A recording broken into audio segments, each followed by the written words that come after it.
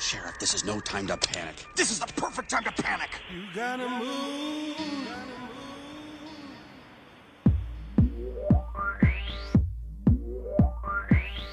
Welcome to the Don't Panic Radio Show. I hate it already. Right. You know what? It sucks. It really, I can't do this right now. All I can think of is, oh my God, we haven't done this in like a month.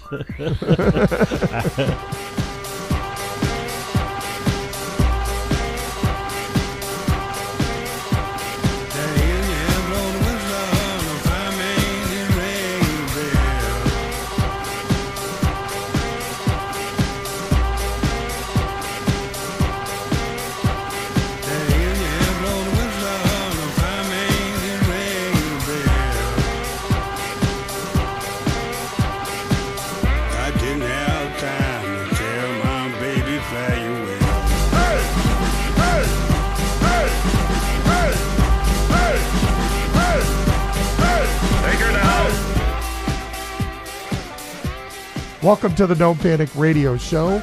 I'm Steve Benson. That's Paul Schultz, and nothing you're about to hear is true. Finally. It has been too goddamn long.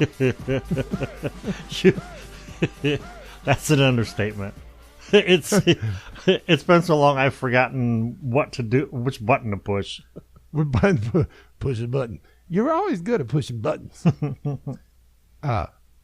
Hey, look, our listeners are loyal, and they've been asking for a show. And they've been good sports about us not being around. So I'll give them that they've been good about it. And we'll get to in a minute. We'll get to an explanation of what happened. But in the meantime, before we get to that, we are again. This is year 4. I mean, we have 3 years under our belt. Yes. And we're into year 4. It was 2014 when we started, and it's now 2018, which is weird to think about if you're me. Now, we every year try to get better. And, we've retooled, rethought, rethunk, rejiggered. You know the word jigger? Here we go. That sound, ladies and gentlemen, is the bus. Every time I use it, I get a little bit worried. I'm like, wait a minute. Okay, I think I'm okay. Like I do it at work. Like I'll say, all right, well, like those dates are different than what I thought, and I thought that had to be done before that. So let me rejigger the schedule. Hang on. Okay, I'm all right. All right, so let me recombobulate the schedule, and then I don't use it the second time because it's like jigger. Anyway, I got to look that up because there's a lot of words I thought were that I didn't know were racist. Yeah, that I used to use a lot, and jigger could be one of them. I don't know. Anyway, so we've retooled the show a number of times, and we're going to do it again. That's right. Why not? Yeah. I wish I could say that's why we took a couple of months off. But you know what? In some ways, it was forced. It wasn't planned. But in some ways, I think it was good. I definitely, even though, yes, it was 100% accidental, I definitely enjoyed the break because it allowed me to fall back and retool and rethink a lot of things. So, and then we have these fresh creative ideas. So our creative juices kind of rested a little bit. Yeah. So today we're going to try to get to a few different things. First of all, we will explain, like I said, in a few minutes, we'll tell you guys what happened. Thank you all, by the way, for hanging on and being patient with us. Right. And coming to the Facebook group. Boy, that's been a good idea. Facebook group. I think it's serving its purpose. Yeah. So we'll talk about that. Paul's got a list my arm's length long of things to talk about, which I think include the length of your arm. Red Dawn, the length of my arm. What else was on that list? I've already forgotten. South Park, Black Lightning, and the Justice League movie. Ooh, Black Lightning. I can't wait to hear about that. We've talked about that. I didn't see it, but I'm going to have to watch it since I am what, 2 degrees removed from the creator. So. Yeah, you are exactly 2 degrees removed. We're also gonna. I saw Star Wars. I don't know if you did. Not yet, but no. I saw Star Wars, The Last Jedi. Mm-hmm. So without giving away any spoilers, it may be short because I may not be able to say much without giving away spoilers. So we may need to wait until you see it, but we'll see if we get to it. Yeah. And then the story behind the Weezer tribute band that I was never in, and that has created the existential crisis for me. We'll get to that as well if we have time. So this is gonna be a 2-hour show if it's a minute. It's true. If we get to all this stuff, it's a 2-hour show if it's a minute. Well, it's already been a minute, so I guess it's going to be 2 hours. Well, get yourself a drink, folks. And do you realize everything that's happened between now and the last time we had a show? Mm-hmm. Christmas? Yep. Like actual Christmas, right? Yep. So I went to my parents for Christmas. Mm-hmm. So there's always stuff that happens there. And then we went to northern Michigan to go skiing. Mm-hmm. Stuff always happens there. Well, that's about it. I guess not much has happened. Well, you forgot New Year's. Oh, yeah, New Year's. The flop that it was. The New Year's flop, yeah. I think we said goodbye to 2017 the same way we experienced 2017. I know I did. Just like nothing went according to plan. And we ended up doing the exact thing that we said we didn't want to do. Yes, you did. My lovely bride was like, there's only one thing. I mean, I don't care. She's like, we'll figure it out. We'll figure out what to do. But there's only one thing I really don't want to, like, just be at your parents' house at midnight. Like, all right, yeah, we'll figure something out, and we figured out sort of at the last minute because we were talking to my niece and her partner. I'm going to start using that word. We'll get to that later. Yeah, please write that because I have a funny story about that. So. The word partner. Something tells me I'm writing. Something tells me we're gonna go on the same path with that word. So my niece and her partner, we were talking to them, and he used to park cars at Four Winds, mm-hmm. and he said New Year's was always off the chain, mm-hmm. right? And he's like, you should go there. He's like, he said we're thinking about going there. Four Winds, as you know, is just right up the street, right? And you were literally fewer than 4 miles away from us. Right. Well, you would have been. You were supposed to be. And we would have just swung by, picked you up, run up to Four Winds, have a good time, maybe see my niece's partner and her partner, his partner, my niece. And that would have been a good time. Yeah, Four Winds is a trip. I like Four Winds. None of that happened. Nah. Anyway, so a lot's happened. Nothing more important than the lack of a show. So how about this? How about we reveal now what exactly happened and why we haven't had a show since December? If you've been a long-time listener of the show, you've understood all the problems Steve and I have had with the internet when we come to doing the show. I had one of the worst third-party internet providers, and I'm doing air quotes on the word provider, for the past 6 years. Well, back in October, we were supposed to get Comcast in instead. But for whatever reason, Comcast took forever to get out here. They spent a good month. They spent almost the entire month of December. They had to come in and they had to lay in all new wires and cables and everything. Well, the company we had threw a hissy fit, and on the 20th, the day we were supposed to record, they shut everybody off. They just completely dropped everything here. So we were in the dark as far as internet and cable out here, starting on the 20th. So no TV, no TV, no telephone. Well, in my case, no telephone, but a lot of people have landlines and things like that. But no TV, no cable, essentially no outside social media interaction was happening here. Did your stove even work? Well, it's wood, so yeah, it worked just fine. You probably had to to flush your toilet. You probably had to get like a 5-gallon bucket of water. So I went out and I got the toilet. I got snow and I let it melt and then I poured it into the toilet. You put a bucket of snow on the grill with some charcoal on the deck. That's right. Poured that in the toilet. So okay, kids, did anybody want a bath before I flush the toilet? That's pretty close to how it felt. It's amazing if you cut if you voluntarily cut yourself off from social media and the internet. That's one thing. You're like, you feel like this great person. It's like doing a cleanse, Yeah. But if you're forced off of it, you feel like Tom Hanks in Castaway. I mean, especially without any notice. Yeah, with no notice and no. And what was so funny is a lot of the people were going into the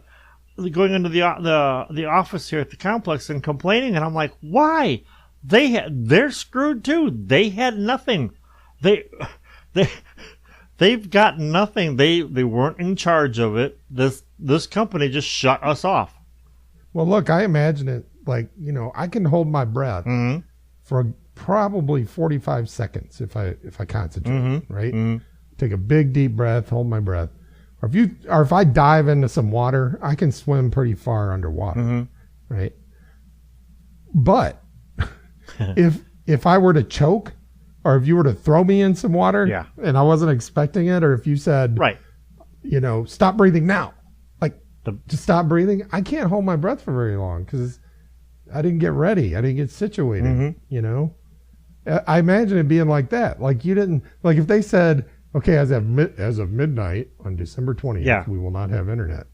You'd probably get all your, you'd probably download a few films. I to watch. Yes, I would have. Warn everybody on social media. Yeah. Make other plans for various things, but they just kind of, just like that, shut us off.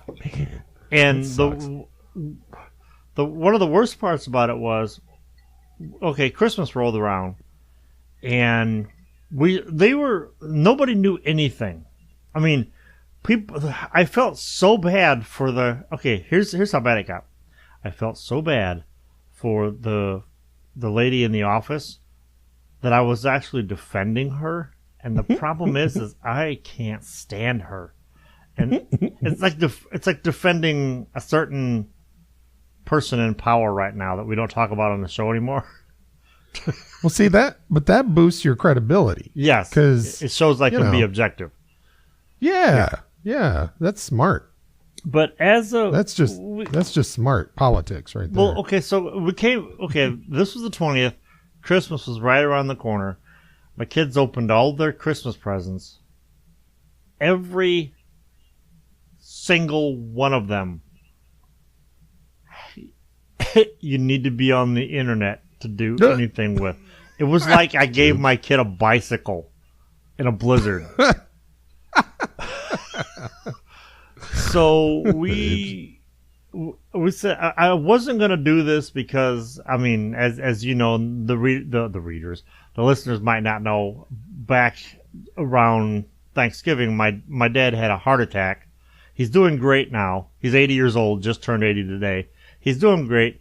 I didn't want to burden, I didn't want to frazzle him in any way, but I got a hold of my mom and I'm like, can we come over for a couple of days? I know Dad's in a bad way, but I want to get the kids out of the house so they can have a little bit of fun. And my mom goes, your father wouldn't even notice. he just sits in the chair and watches Family Feud and Gunsmoke. So I'm like, all right. So we went over there for a couple nights. That was kind of fun. And finally, I got the Comcast representative got a hold of me, and he's like, we can come out on the 13th. I think that's what it was, the 13th, and hook you up. And I'm like, that's great. And I'm willing, it was only a couple days. I'm willing to wait. They weren't going to charge me for it. They gave me a sweet deal. And so I go for walks around the complex, for exercise and stuff. Mm-hmm. And I'm walking around, and I'm noticing that, like, Comcast, Xfinity, whatever they are, their trucks are moving in and out of the complex on, like, a semi-regular basis. And I'm thinking, the hell? Why isn't there a truck parked over there full of routers just hooking us up? Yeah. Well, when the guy finally came over to hook us up, I was talking to him like, well, how many of these houses you have to do today? And he's like, just this one. I'm like, what do you mean? Are you done? He goes, no, they just assign us. He goes, it's stupid. They should just have one guy here hooking you up, but they don't. And I'm like, so I'm not crazy thinking that's how it should have been done. He goes, well, yeah, that's how we do every complex, but this is just how this one worked out. It was nuts. And then finally, as soon as we got back online, it was like, well, that was, what was it, Saturday? Mm-hmm. And we were going to do a show, but you were still up skiing. And, now here we are. So New Year's was crazy because we were going to get together. I don't think we were going to record. We might have thought about it. I had actually gone into looking to places where we could just set up and record because in LaPorte here, the clubs, the bars in LaPorte are typically empty on New Year's Eve. Really? We could have set up anywhere and recorded anywhere. Why are the bars empty? Because everybody goes to parties and everybody goes to the casinos. Oh. So they're virtually they're glad to have people come in. Well, that's weird. Mm-hmm. Well, it's good to be back. It's good to be back. I hope nobody started panicking while we were away. I was to the point where I was going to make a show and run to the library and email it to you. I was just gonna say a bunch of random shit and then let you respond to it. Well, I did promise everyone that I would do something, but I never did. I don't keep my promises usually. Well, nothing you heard is true. That's right. That's a funny thing too, the promise thing, because it's like a thing where we go, most of the things I tell you I don't really mean, but if I use the word promise, then that's supposed to have a bigger meaning to it. Yeah. Right? That's the theory. Kind of like Jigger. Now here's something we hope you'll really like. I was on my way to work the other day, and I was listening to Weezer. And I thought, I really like Weezer. Pretty good. They're all right. They're pretty cool. And I like the lead singer's voice. It sounds good to me. And I like singing along with their songs. Okay, so two things converged. A couple of days before that, I'd found this Adam Carolla fan page on Facebook, like fan group, right? So I joined it, and one of the things, this is clever, and we might want to consider doing this for our group. When somebody joins, you can require them to answer questions, just to, especially like if it's a fan group, just to confirm that they're not just like running around trying to join random groups. So it had a few questions about, like, you wouldn't know the answer unless you listen to the show, right? So that made me, so the one thing it does is it prevents the random people. The other thing is it made me feel kind of, before I was ever accepted, I already felt kind of part of a group. Like, these are my people. These are questions that only we can answer. Only we would know. Yeah. So that was good. So I was like right away started engaging with the page, like responding to people's shit and like trying to be funny and stuff like that. And And then on my way to work, I'm listening to Weezer, singing along with Weezer. And I thought, so I get to work, sitting in my car. It's really cold. So I left the car running. So I wrote, sometimes I imagine a different kind of life, one in which I sing in a Weezer tribute band. Then I realized what a great life I have in reality and that I should not linger on abandoned dreams. Then I realized that maybe it isn't too late. Maybe I can be the husband my wife deserves and the father my children need and still sing in a Weezer tribute band. Anyway, I should get back to work. So I posted that in the Adam Carolla group. And then I also posted it in our group, of course. Yes, with the accompaniment of... The truth is, I don't stand a chance. It's something that you're born into, and I just don't belong. Which I found when I was looking for it, because I thought, well, I got to put a Weezer picture with it, right? And that's just a lyric, one of the lyrics. So I posted it to the Adam Carolla group, right? Mm-hmm. And a few people liked it. A few people had okay things to say about it. But for the most part, it was, why are you posting that? What does that have to do with the show? It's supposed to be stuff related to the show. And people are like, and then other people are going, like, maybe you should call a suicide hotline instead of posting to Facebook groups, And it went on and on until I was like, look, Adam Carolla, all the time, he talks about, we get too much follow your dreams talk in this society. We're always telling people, follow your dreams, do what you love, and you'll never work a day in your life. That rarely works out. And when you do, you work every goddamn day of your life. Mm-hmm. Mm-hmm. Yeah, and most people end up doing something they don't hate. Mm-hmm. They might hate aspects of it. They probably do, Mm-hmm. Yeah, there's good and bad and everything. Yeah. And if you look at here's one of the great things about studying history. And I'm now convinced that to be a decent human being, you have to understand something about history. And I don't mean the dates and who was king and for how long and all that stuff. Mm-hmm. I mean, how did people live? Right. Right. Because the important stuff. We are currently in a period of human history that is pretty unique, throughout the time that humans have been on this earth. And it is that we even have the luxury of saying things like, you should follow your dreams. If you were in Rome in 150 BC and said something like, you should follow your dreams.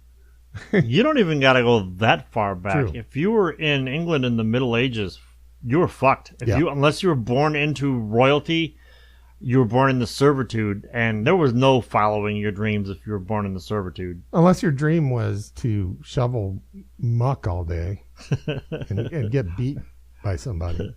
There's some good filth over here. Let's go over here. Look, yeah. Help, I'm being repressed.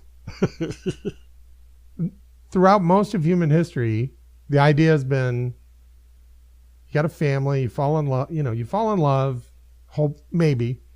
If not, then, it's whatever, marriage of convenience. You have a family, you try to feed that family, try to keep them from being kidnapped or killed, which, there's a small chance you'll be successful at that. Most of them will probably die of dysentery or something. Yeah, when diarrhea could kill you. And you eke out a living, right? Your dream is to, live to the ripe old age of 30. Mm-hmm. So all of this talk of follow your dreams is just, it keeps people from actually being happy because they think all their life they're sitting there thinking what could have been and what should have been. And everybody's saying that I should be doing what I love, but I don't love what I'm doing. So, and it just creates this anxiety and stuff. Well, Carolla talks about that, right? Mm-hmm. And so I kind of thought it was appropriate. I didn't call them douchebags, but I almost did. But somebody else who kind of got the joke, they're like, what I want to know is, what are you going to call it? What do you call this band? And all the names people were coming up with for the tribute band were lame. Yeah. So of course I had to come up with the best one. It really is. Wheezy. I was laughing. And of course I have to come up with a parody song. And I was thinking, Beverly Hills is one of my favorite Weezer songs. Mm-hmm. So it would be something like, to the east side, that's where I want to move. Wheezy, wheezy, wheezy, wheezy, on the east side. New York apartment in the sky. Wheezy, wheezy, wheezy, wheezy, moving on up to the east side. Where I come from isn't all that great, and Queens in a beat-up flat. Every corner they were selling smack, and my neighbor's name was Archie. Oh, or it could be... hang on. I got another one. If you want for him to clean your sweater, just tell George as he yells at Flo. We will try not to destroy your sweater. I don't know. I was playing around with some lyrics. That reminds me, during our exile, I introduced my oldest to Tropic Thunder. Nice. And they got to the part where Robert Downey Jr. and the other guy were arguing, and he's like, took a whole lot of trying just to get up that hill. That's the theme from the Jeffersons. Well, just because the theme song don't mean it ain't true. She's just dying. Oh man, you people need to get serious. What do you mean, you people? What do you mean, you people?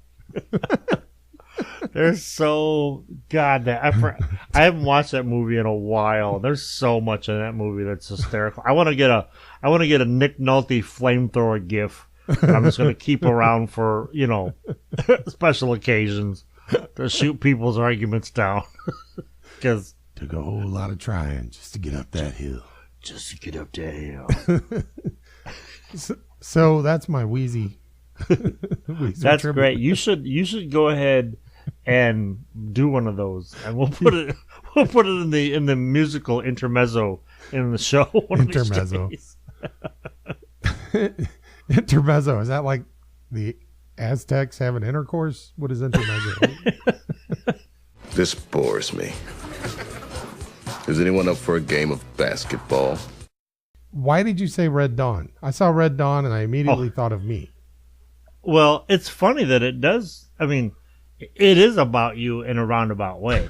But once again, my son, he's 13. Okay. And I'm introducing him to the movies that I watched as a teenager that have had like huge impacts on me. Mm-hmm. And like when I went to one of the times I went to the library, I checked out Red Dawn, and it was the super deluxe. It had all the behind the scenes stuff in it, which is, some of it is really crazy when you think about the period in which that movie was made. But we watched Red Dawn, and he fucking loved it. He was like, I mean, he was smart riveted boy. To it.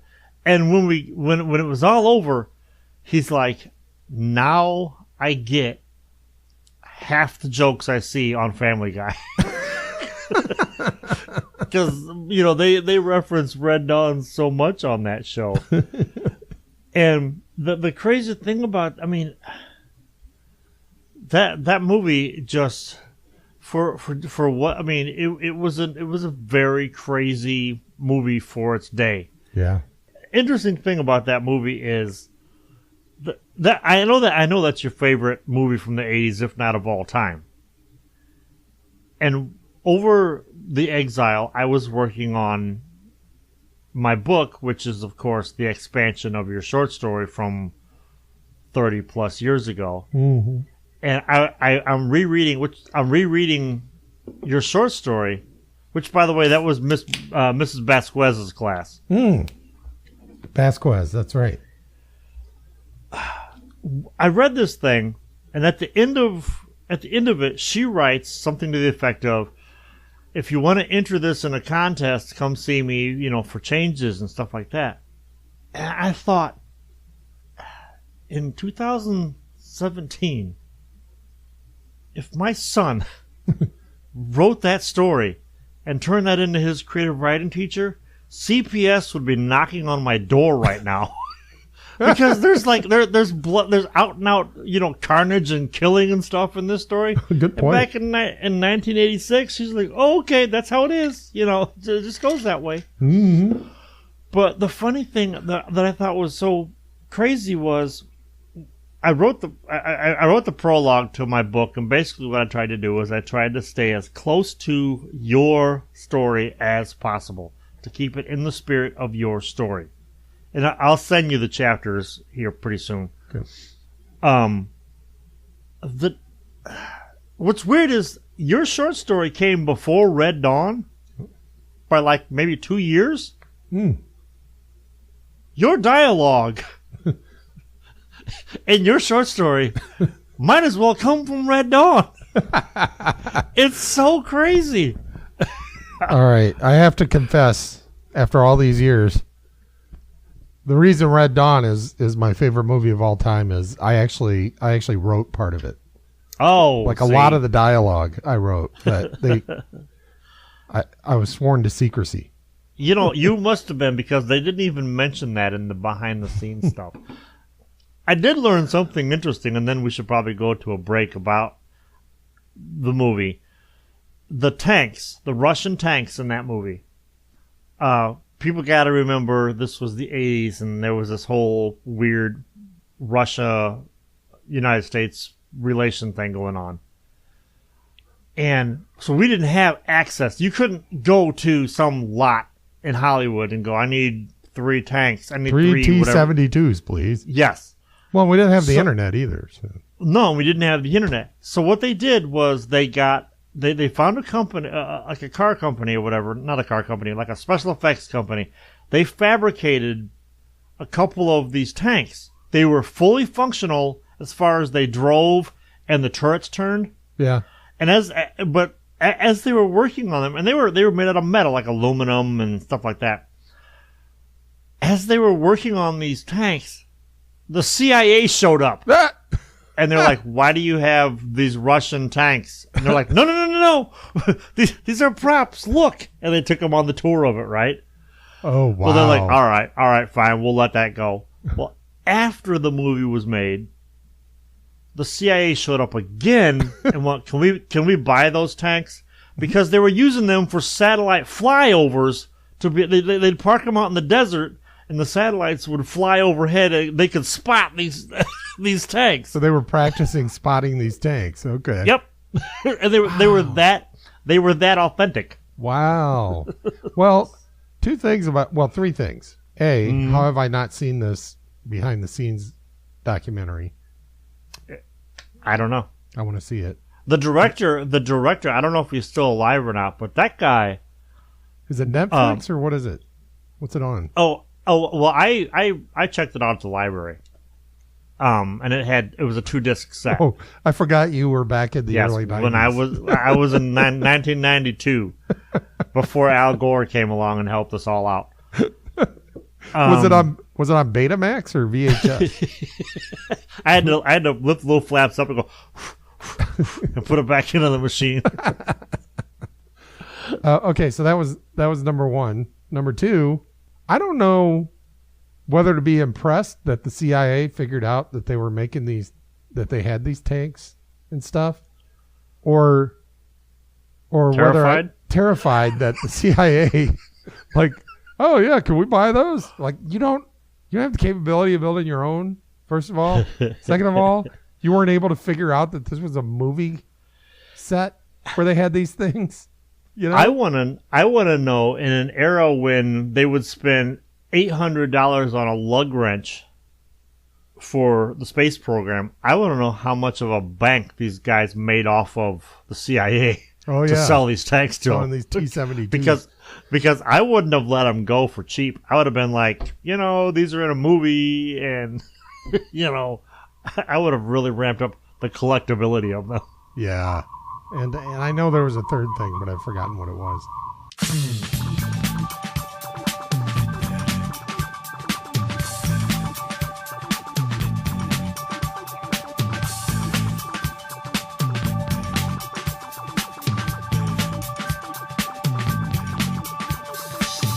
You may find yourself living in a shotgun shack, and you may find yourself in another part of the world, and you may find yourself behind the wheel of a large automobile, and you may find yourself in a beautiful house with a beautiful wife, and you may ask yourself, well, how did I get here? Letting the days go by, let the water hold me down. Letting the days go by, water flowing underground into the blue again. After the money's gone, once in a lifetime, water flowing underground. And you may ask yourself, how do I work this? And you may ask yourself, where is that large automobile? And you may tell yourself, this is not my beautiful house. And you may tell yourself, this is not my beautiful wife. Letting the days go by, let the water hold me down. Letting the days go by, water flowing underground into the blue again. After the money's gone, once in a lifetime, water flowing underground. Same as it ever was. Same as it ever was. Same as it ever was. Same as it ever was. Same as it ever was. Same as it ever was. Same as it ever was. Same as it ever was. Water dissolving and water removing. There is water at the bottom of the ocean. Under the water, carry the water. Remove the water at the bottom of the ocean. Water dissolving and water removing. Letting the days go by, let the water hold me down. Letting the days go by, water flowing underground into the blue again, into the silent water, under the rocks and stones. There is water underground. Letting the days go by, let the water hold me down. Letting the days go by, water flowing underground into the blue again. After the money's gone, once in a lifetime, water flowing underground. You may ask yourself, what is that beautiful house? You may ask yourself, where does that highway go to? And you may ask yourself, am I right? Am I wrong? And you may say to yourself, my God, what have I done? Letting the days go by, let the water hold me down. Letting the days go by, water flowing underground into the blue again, into the silent water, under the rocks and stones. There is water underground. Letting the days go by, let the water hold me down. Letting the days go by, water flowing underground into the blue again. After the money's gone, once in a lifetime, water flowing underground. Same as it ever was. Same as it ever was. Same as it ever was. Look where my hand was. Time isn't holding up. Time isn't after us. Same as it ever was. Same as it ever was. Same as it ever was. Same as it ever was. Same as it ever was. Same as it ever was. Same as it ever was. Here a twister comes. Here comes the twister. Same as it ever was. Same as it ever was. Same as it ever was. What was I doing? I think I was at my parents' house. And I ran across some old Johnny Carson. Oh yeah, Mike. Yeah, I've watched some Johnny Carson during my exile too. And we put on, I found the one where Gabe Kaplan, like nobody knew who Gabe Kaplan was. It was before Welcome Back, Kotter. And he was just a stand-up, right? Yeah. And he went out there and did some stand-up and just slayed it. I mean, Johnny was just sitting there laughing his ass off. It was so funny. And, of course, you know, the big thing when you're a comedian with Johnny Carson is you want him to, like, wave you over to come and sit down. Like, if he didn't really think you did all that well, you just walk off and you're done. But if he kind of motions you over, you're like, he liked it. And I noticed Johnny Carson was chain smoking the whole time. Oh, yeah. I never noticed that when I was a kid. Yeah. But the man... Well, because everybody smoked when you were a kid. Yeah, true. So it wasn't anything unusual. But he was just sitting there like... If he was either putting out a cigarette or like lighting one up the entire time. I thought, wow, I never realized that. And if you this is funny. Like, I'll be taking my daughter out to the bus stop, and it's early in the morning, and I can smell a cigarette from a mile away. Yeah. And there'll be some guy over on the other side of the complex lighting up.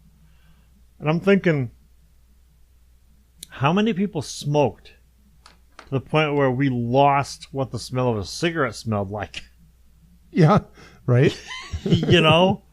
Speaking of Gabe Kaplan, I think they had him on South Park one time. I think you're right. Hey, have you seen any good episodes of South Park lately?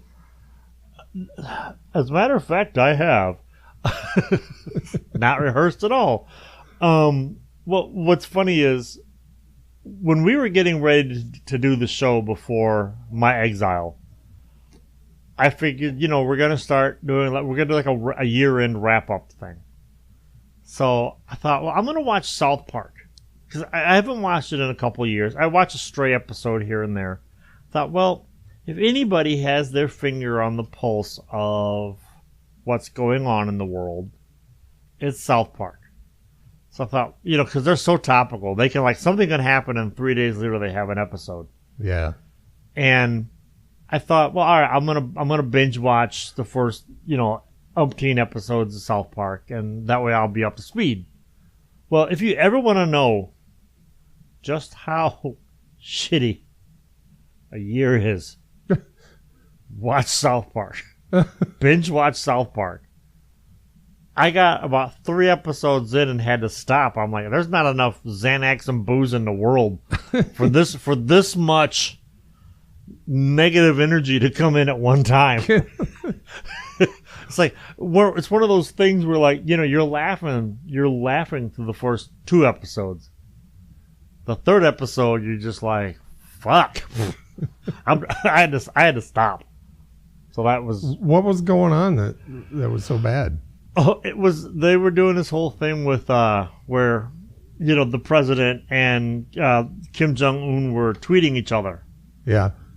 And Tweak thought for sure the bombs were going to fall on his house. And apparently Tweak is gay. I didn't know this till this year.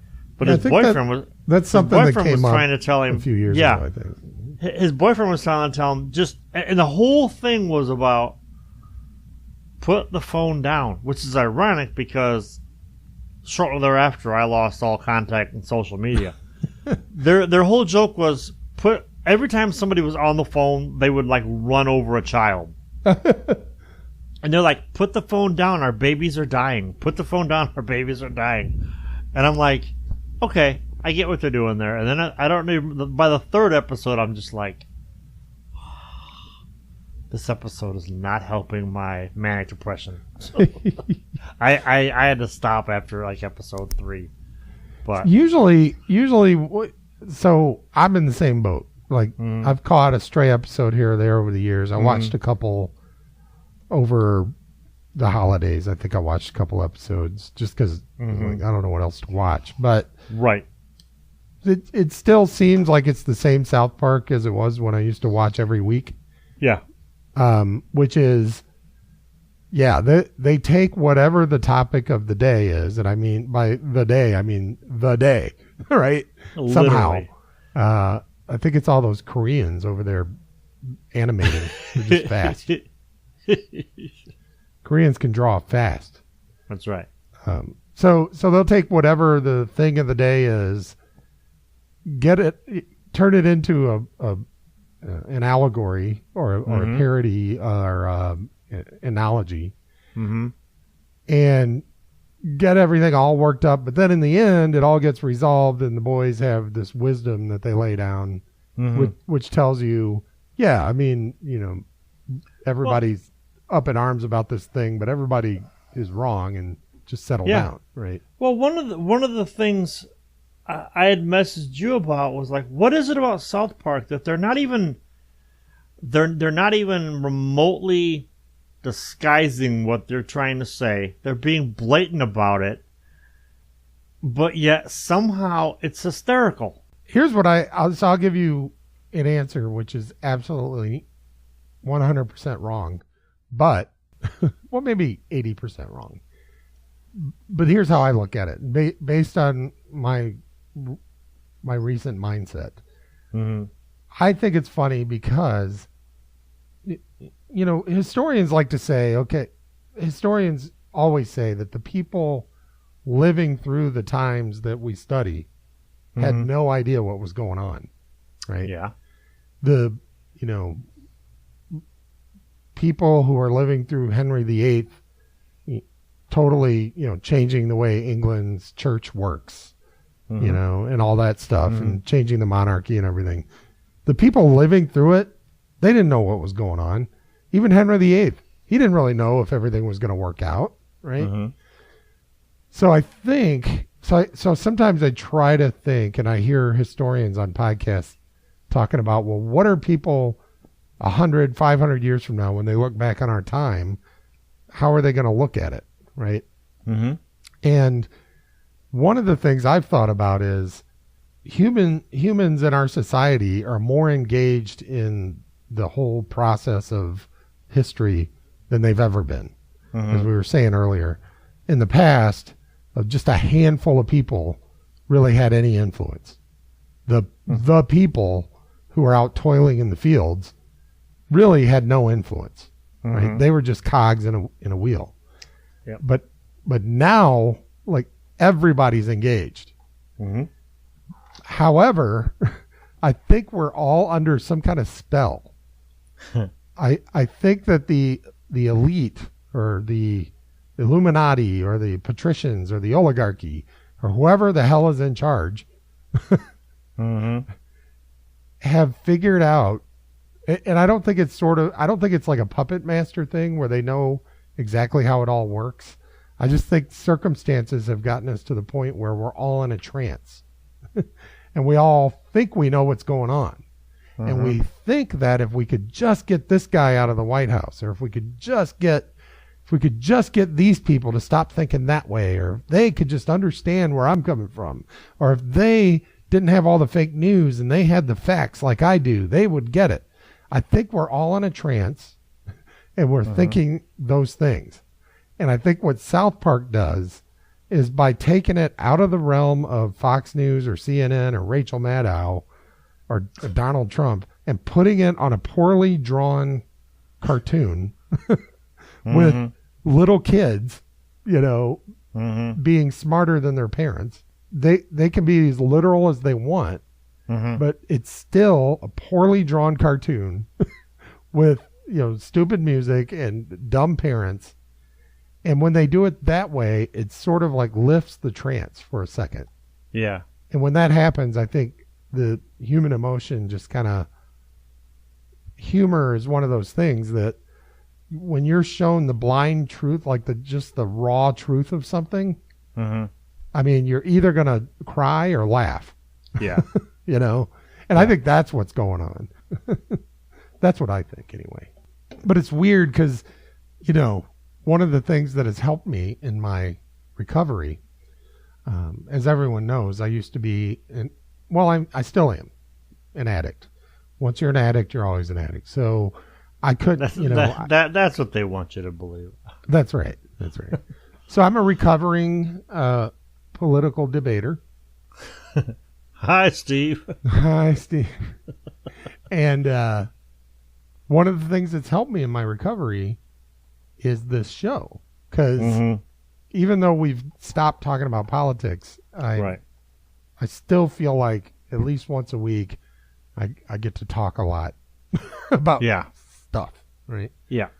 But it's helped. It's helped me not do that. So you going into exile caused me to get into a couple of political things. Now, I've developed my skill at recognizing when, when I want that drink. I have my little tricks of keeping me from having the drink or having the second drink. But it's caused me like getting back into it just a little bit. Like I dipped my toe in it just a little bit, and it immediately reminded me why it's a bad idea to get back in, like to jump in. Right. And it's that everybody's in this trance. Mm-hmm. And it used to be, I used to look forward to, boy, when I'm the old wise person and I'm able to look at the youth of the nation and go, look, I've lived through multiple cycles of this. Mm-hmm. What you're saying right now, change the names, change the topics only slightly, is exactly what people were saying 25 years ago. Mm-hmm. Right? I thought, I can't wait to get to that point because they're all going to be sitting. I'm going to be sitting on a rock, and there'll be a little, bonfire in the background, and all the kids will be gathered around me. Suddenly you're Jesus. Yeah, and they'll be looking up. They'll all be sitting crisscross applesauce. And they'll be looking up at me, and I'll just be vomiting wisdom all over these kids. Mm-hmm. It didn't turn out that way. I don't think it ever does. To the point where one person who's actually not a kid, this person's near my age, was going for some reason I decided to post something about immigration. Yeah, I read that. Why the hell would I do that?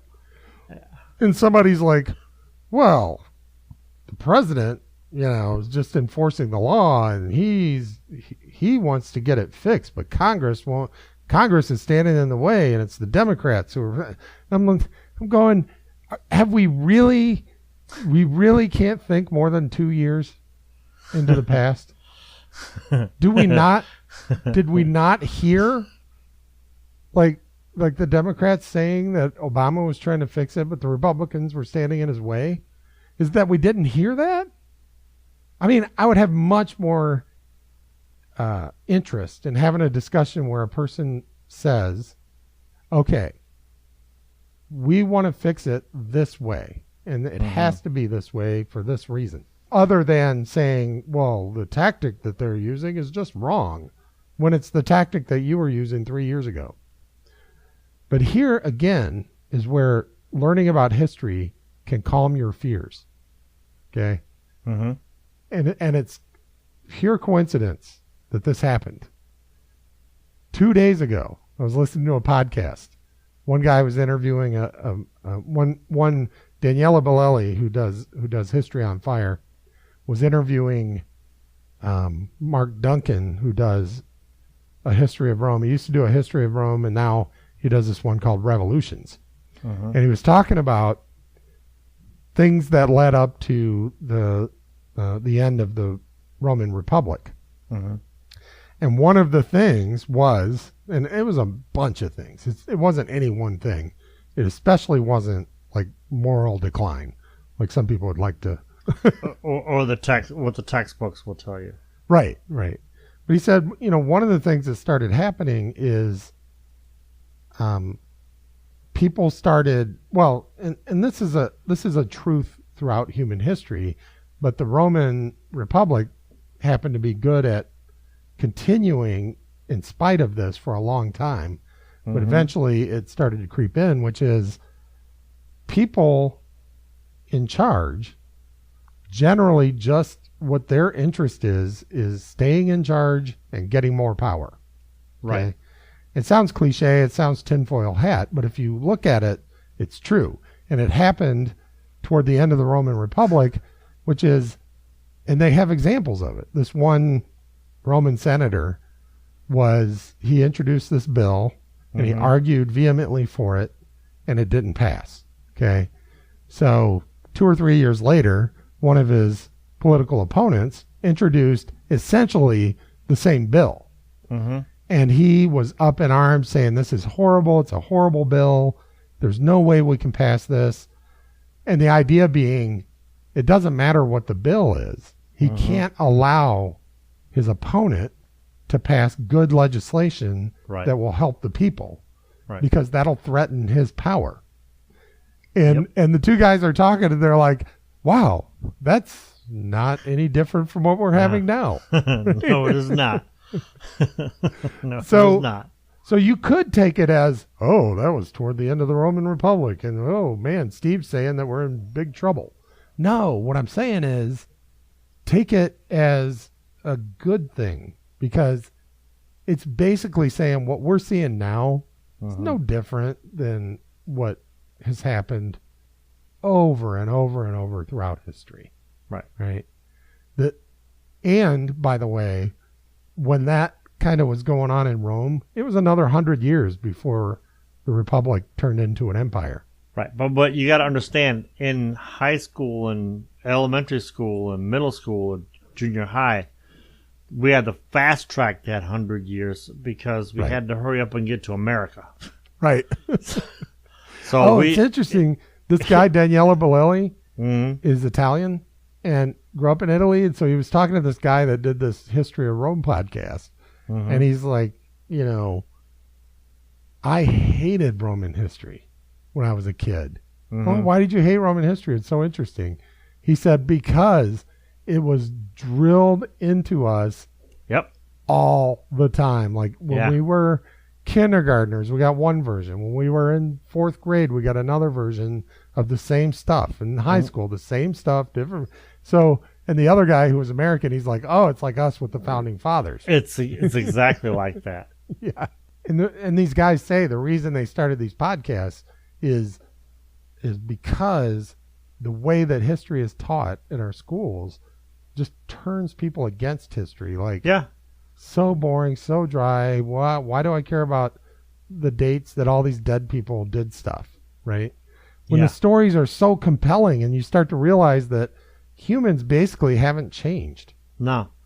And it's a cliche, but I learned more about history after I graduated than I did my entire school career.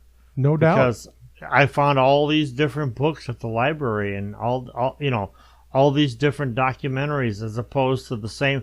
We learned history. We learned history the same way we learned, like say, our multiplication tables. Yeah. Which is rote memorization.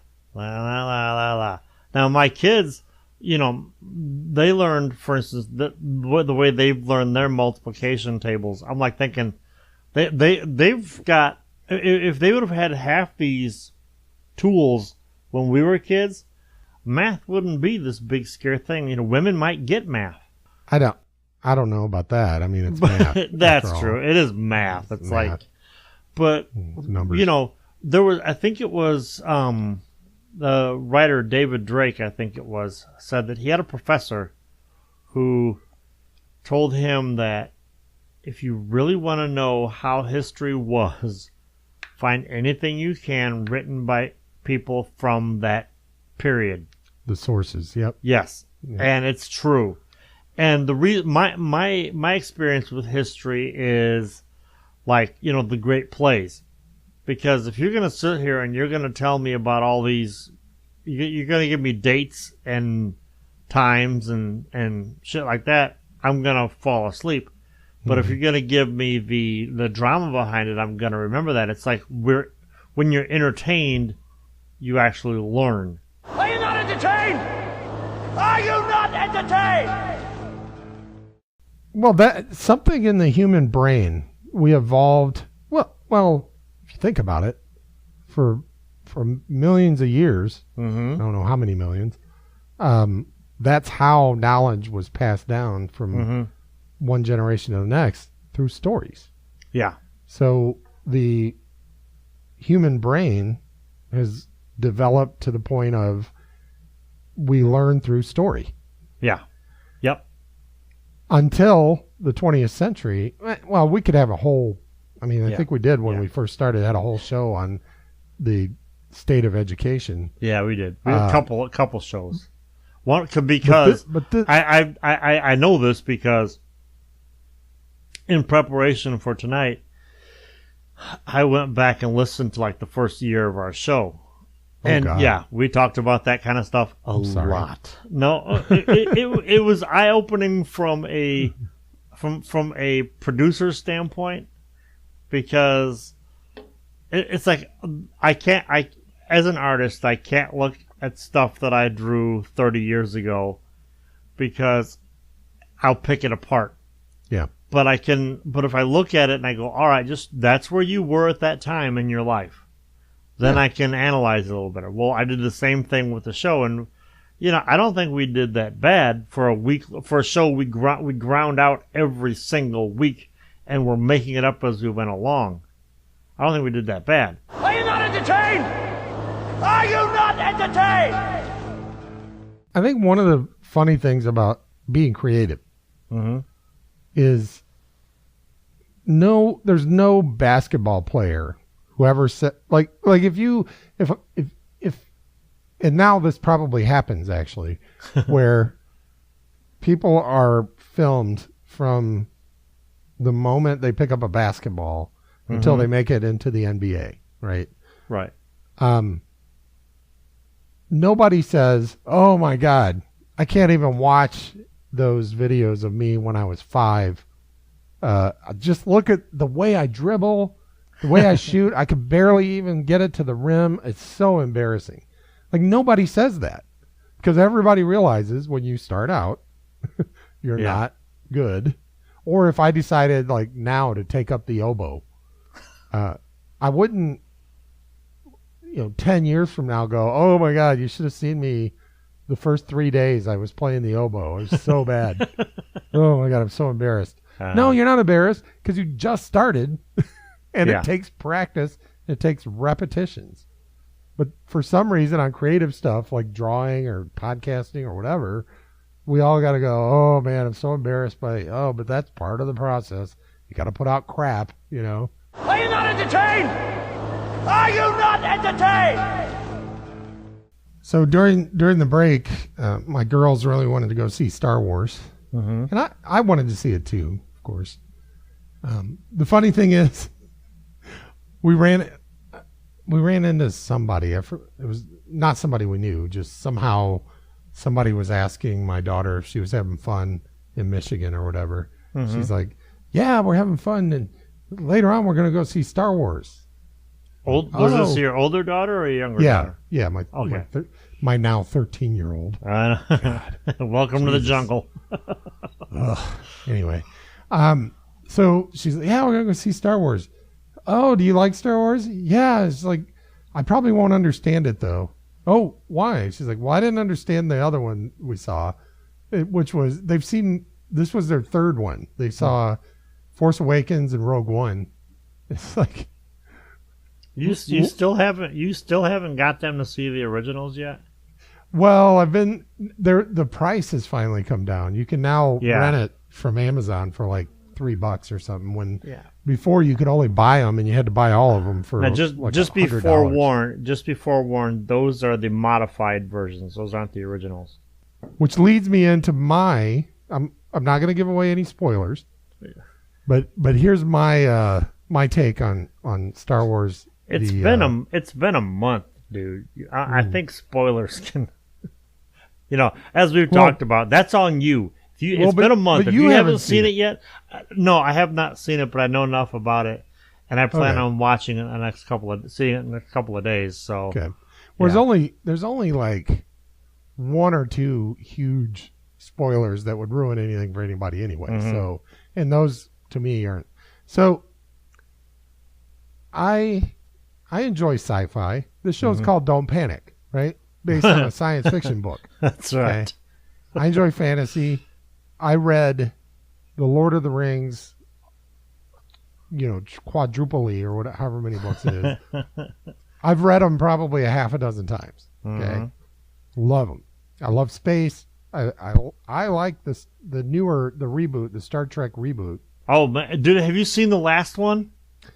The one with the big fake planet, like the space station. Yes. Thing with all the little birds that run around and kill you. Yes. Yeah, I love that one. Dude, when the Beastie Boys came on, I lost my shit.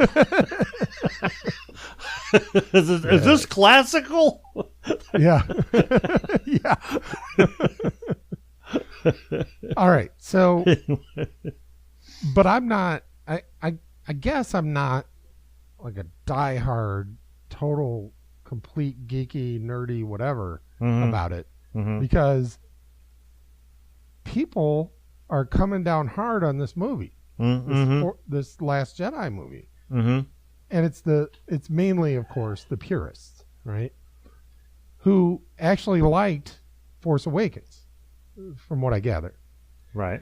So I couldn't figure it out. We get out of the movie. I'm like, oh, it was a good movie. I liked it. It was very Star Warsy, you know. Yeah. And it was lots of action. It stood on its own, I thought. Lots of compelling drama, right? Character development, all of that stuff. Right. And I couldn't figure it out. So of course I posted on Facebook, what's the deal? I think I replied, "Save it for the show." Yeah, I think so. So the responses, I'm no less confused than I was before I got those responses. Now, it was helpful because once they started pointing stuff out, I thought, well, you raised some good points, right? Those things were, I mean, if you really think about them, those were a little flimsy, okay? But then that's why I posted my sarcastic sort of tongue firmly placed in cheek. Here are the things that confuse me about Star Wars. Because the things that people picked on about The Last Jedi, I thought, well, hell, if you didn't like that about The Last Jedi, why do you like any of the Star Wars movies? Because nothing makes sense in Star Wars. Okay, if you don't walk into Star Wars going, I'm going to completely suspend my belief. Right. Reality. What are they saying? No, I'm going to totally buy into whatever universe this is. Right. If you're not walking in with that, you're screwed. Right. So how did I still don't get? And once you've seen it, maybe we can talk about the details. I still don't get it. Like, people were complaining about there's one major character that ends up getting killed, and they're like, well, why was that so easy? Yeah, I know. Did you not see Darth Vader get killed in the, or Obi-Wan Kenobi, for Christ's sake? Yeah. Right? Well, I'll make you a deal. I'll make sure that I've seen it between now and next week, and we can do all right, an addition to that. So let's do it when we have a little more time, because I'm really curious and interested in. I have my theory, and it's not a very flattering theory for diehard fans. Okay, and it is that once in a while you have to not like something to prove. It's sort of like we said earlier about your you hate your apartment manager, but you were defending her. All right. Which, it increases your credibility. The next time you hate on her, people aren't going to just go, oh, you're just saying that because you hate her. Because you can go, oh, look, no, because I said, I was defending her last week.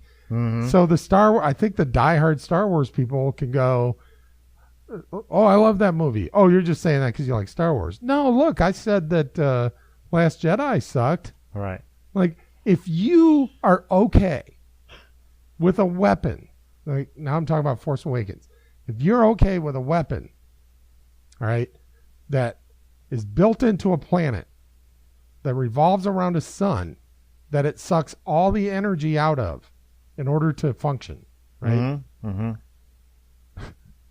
Without going, well, that's a one-time use weapon. I mean, how do you, now what? You just sucked all the energy out of the sun that you were orbiting around. It's like the universe's biggest muzzleloader. Once it's shot, it's wad. Yeah, it's done. It'd be like if a muzzleloader then just spun out of control once you shot it, right? Because now there's no sun for you to orbit around, right? And not only are you okay with that, but you're okay with the people standing there many, many hundreds of light years away from the target are able to see the target being destroyed. Right. Somehow. And somehow the weapon is able to fire way faster, like hundreds of times faster than the speed of light. Yeah. I'm okay with all that because it's a movie that I walk into going, Right. there's going to be shit here that doesn't happen in reality. Yeah. Okay? If you're okay with that, why are you bothered if Rey doesn't spend enough time with Luke training? Like you're complaining that she left too abruptly, right? That was one of the complaints. Like she didn't stay and train with Luke long enough. When Rey leaves Luke Skywalker, Yeah. she can come to my house for training anytime she wants. I'm just going to throw that out there. Sorry, I don't know if you paid attention, but you're not the right. How should I put this without being offensive? You're a little bit underdone. Like you're a little bit too rare. Like she prefers more well done. Wait, but it's on the inside that counts. Not with men. No, with men it's what's on the outside. Okay. With women, it's the inside, but with men, no, it's on the outside. She likes that dude that looks like what's his Michael Shea. I thought Saturday Night Live. Okay. Well, I will definitely check it out next week. By next week, so we can talk about it. Although he's kind of into that chubby Asian chick now, so there's kind of a little triangle going on. So he's Dave Chappelle. Yeah. What a top. Tell me about Black Lightning. Where to begin? We talked about it when is it the WB? No, the CW. CW. When they first greenlighted it, Yes. greenlit it. Yeah, Tony. Yeah. We were talking about Tony Isabella and Yeah. how this was a huge break, maybe. Well, for a man that's toiled in the fields almost as long as I have been alive, this is a pretty good break for him. Okay. And this week was the first episode of the Black Lightning series on the CW. And one thing people don't know about me is when I go into... I am not a purist when it comes to comics turned into movies and TV shows. Oh, no. Everybody knows that about you. But I am also hypercritical when it comes to characters that I really, really like. And it's not a matter of, well, by hypercritical, it has to be exactly like the comic. No.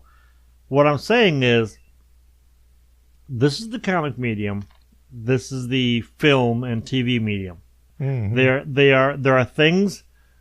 Truman, it escapes me right now, but Truman Capote had a great quote on what comics were and how basically I've translated it into, in a comic book, you can have whatever the fuck you want happen, and the reader goes, okay, and turns the page. You know, we've bought into that. Mm-hmm. But when you have to translate that into TV and movies, you have to ground it for the uninitiated, the people that don't know how comic worlds work. So my hypercritical goes, just don't fuck it up. Do what you want. Take your liberties with it. Just don't fuck it up. Okay? Yeah.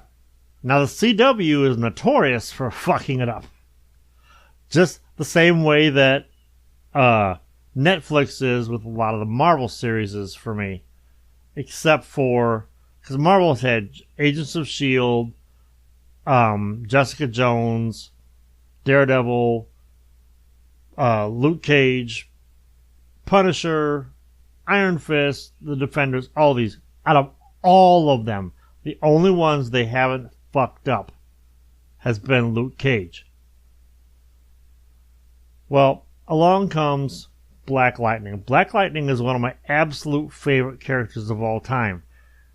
He was created back in, I think, about 72 or 73, somewhere in that ballpark.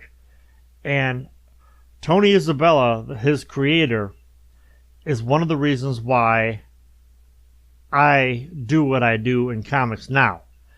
The stuff he came up with, the stories he wrote, had huge impacts on me. So there's all this heavy pressure on this one show. So I should just hate it regardless of what they do. So I'm hypercritical about it. You know, like I said, you can get away from the source material, just don't fuck it up. Yeah. Episode 1 came out yesterday. I have watched it 3 times. They absolutely nailed it. I mean, nailed the character, nailed the environment he's in. Just well-defined characters. Everything about this story. There's differences between the TV show and the comic. As I was explaining to my son when we were watching it, some of the things they point out, like for instance, you know, Black Lightning in the comic is a teacher, but in the series they make him principal of the school. The series takes place in Cleveland, Ohio. In the TV show, they made up a city so that they can do what they want with the politics of the city. Plus, who the fuck would watch a show about Cleveland, Ohio? Cleveland rocks. Just ask Drew Carey. Rotten Tomatoes gave it 100%. That speaks volumes right there, because I think what was the one we talked about on the last show? They gave it a 98%, which is like the highest they've ever given anything. They gave Black Lightning's first episode 100%. That's pretty impressive. The story, I mean, it's a pilot. It lays out the groundwork for the entire series.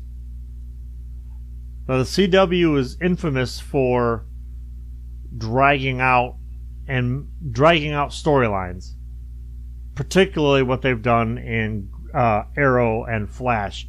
They will drag out a storyline to the point where you don't even remember what the plot is.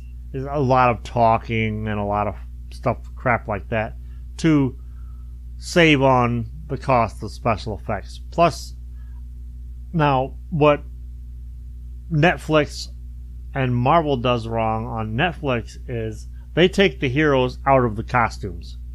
In the CW shows, they pretty much make it where, you know, they have the characters in the costumes. They're not afraid to put you in costumes because, one, if you put a guy in a costume and you put a mask on him, the audience can't tell if it's the stuntman or not.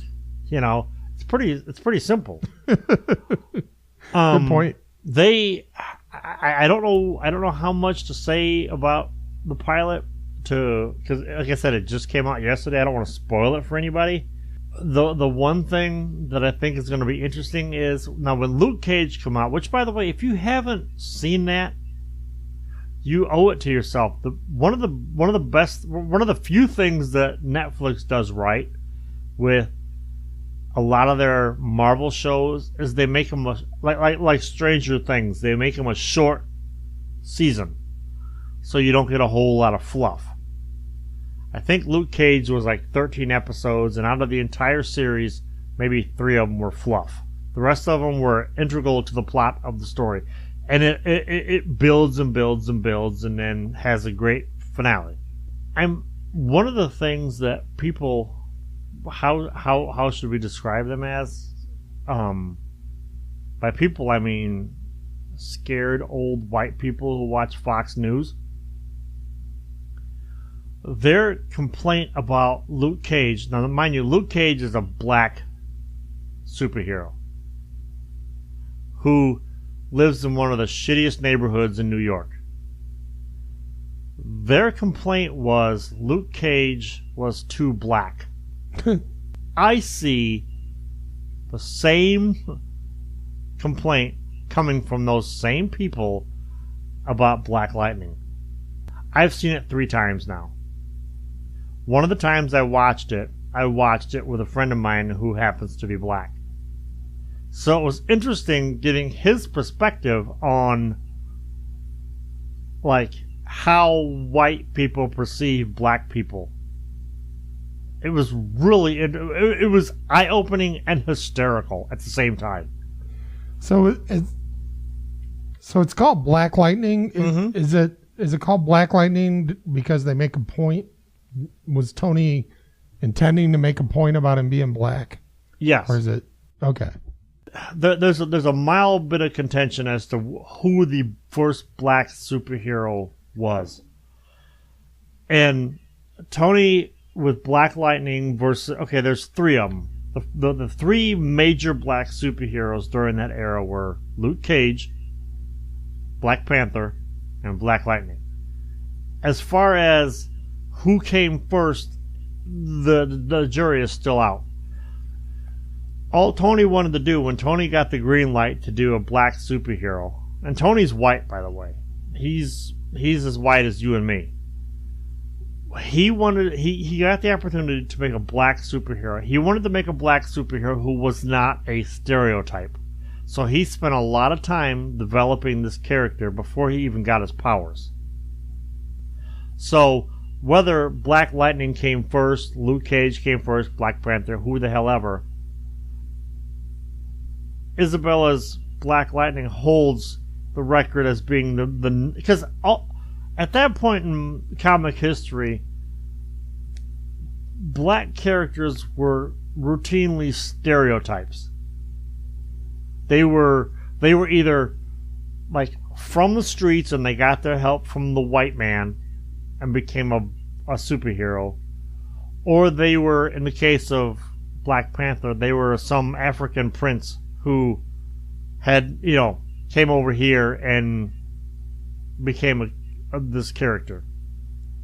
Black Lightning's character, when Isabella created him, he wanted a guy who, before he even got his powers, he could have been a superhero. He was well educated. He was an Olympic athlete. He was a martial arts expert. He was all these things. He could have been anything. But then a thing happens and he gets these powers, and then another thing happens and he turns to being a crime fighter. So for that, he is, whether he's the first or not, he's the most well-rounded. Yeah. And another thing, Tony is a devout, I don't know if you can use that word. He's a staunch atheist. He wanted Black Lightning to be a religious character. And even though there have been religious characters, there had never been characters who actually went to church. And he made sure in his stories that his moral and ethical and religious beliefs appeared in the pages of his comics. So it was from the get-go. And once again, some of our younger listeners don't realize how, 1973, 74. All you know is what you've read. It was a different world back then. We lived through it, man. Mm-hmm. I mean, I remember when we came back from NAMM. Oh, man, don't get me started on the NAMM.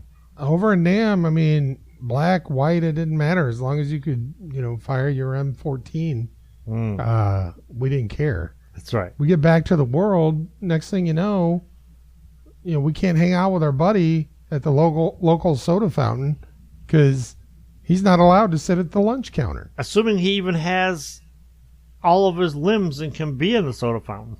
Well, the ones that did have all their limbs were freaking out all the time. I mean, a car would backfire on the street, which happened all the time. And like all the time. And a car would backfire on the street, and he would just start yelling, Charlie's in the bush, whatever. Sucked. Can a hybrid actually backfire? Yeah. Okay, so how about this? You'll have 2 episodes by next week. All right. You watch the Black Lightning episodes. I'll watch the Star Wars episodes, and we'll do a Star Wars Black Lightning Tits and Dragons episode next week. All right. I love it. Give the people what they want. Are you not entertained? Are you not entertained? All right. Well, I think we've probably covered a lot of ground between here and there. Making up for lost time. So we promise you next week and the following weeks, we're going to work on the professionalism of the introduction, which we think is pretty good already. Mm-hmm. But, we're going to tweak it a little bit. We're gonna continue to bring you what you're used to, which is a new show every week. And next week we're gonna do Star Wars and Black Lightning and Tits and Dragons. And if we can't bring you an episode every week, don't panic. For Paul Schultz, I'm Steve Vinson, and nothing you just heard was true.